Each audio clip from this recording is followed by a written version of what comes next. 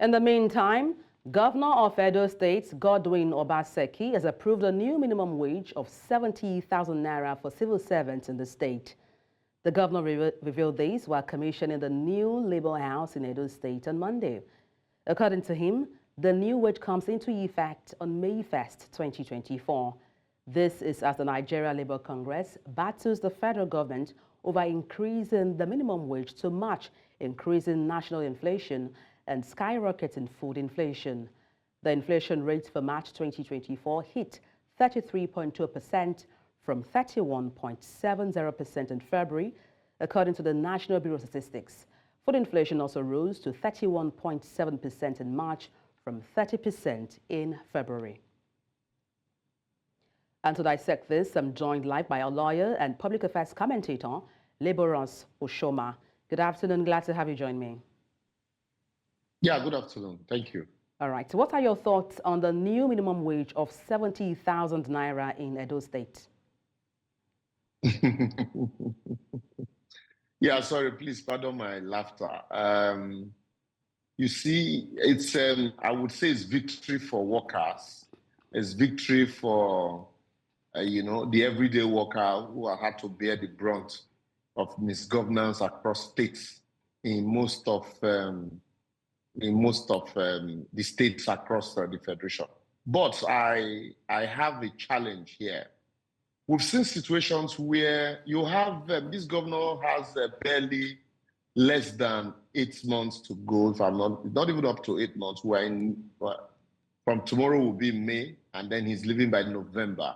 And we've seen situations where governors that have 6 months in office will increase salaries, will employ 2,000 workers, and a new governor will come and say it's not sustainable.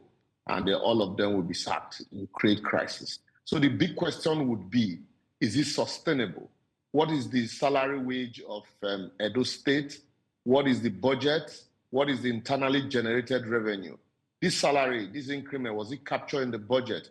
Has a bill been sent to the State House of Assembly to amend the appropriation law of the state?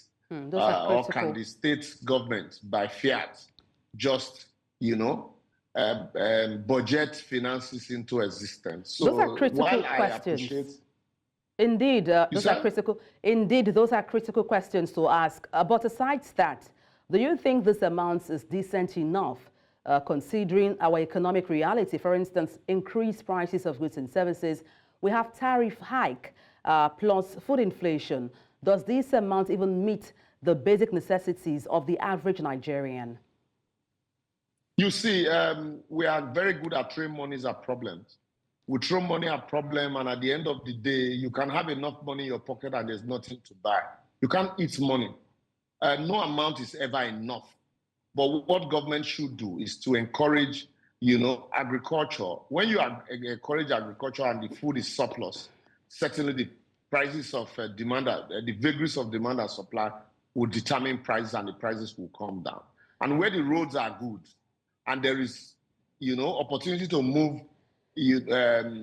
goods and services from areas of production to areas where they are needed, then the prices also would be okay. When there are affordable houses and the government is able to provide these houses in partnership with mortgage societies, and people know, workers know that they can afford to buy properties and pay small, using the Nigerian parlance, then whatever you pay will be enough.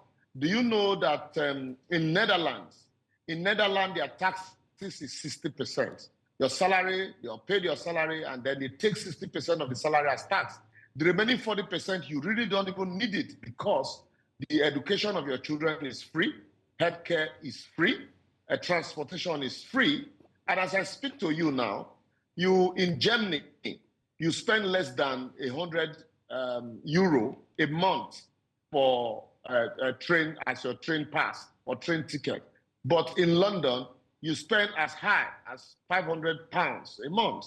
So if you're living in Germany, for example, and you earn £500 a month, and you know that you can spend less than 100 euro, cost of transport will be okay for you. So the basic question should be, It is not enough to throw money at problem. It is also very necessary for us to use some of these monies to provide infrastructure so that whatever you're going to pay, we'll be able to access this infrastructure. But in the absence of infrastructure, if you like, pay 200,000 naira as minimum wage, it will never be enough. Now, staying on minimum wage, could this move by the Edo State governor influence other states, for instance, to set their own minimum wage?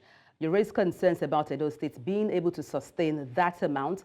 How about concerns for other states sustaining that amount, if indeed they are perhaps influenced by Edo State?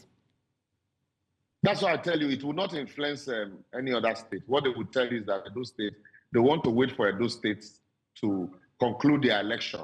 And if they conclude their election, if they're able to sustain it 6 months into the election, that's when you now begin to say it will influence other states. States that, Edo State that is crippling, that has not been able to pay for infrastructure, and then just few months to election, they are increasing minimum wage. A lot of people will see it as vote buying. Some of us will see it as vote buying.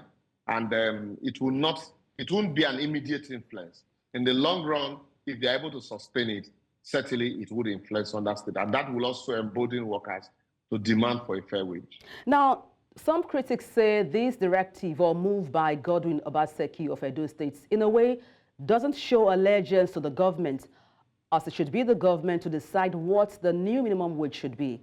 What are your thoughts on this? No, we operate a federal system of government, really.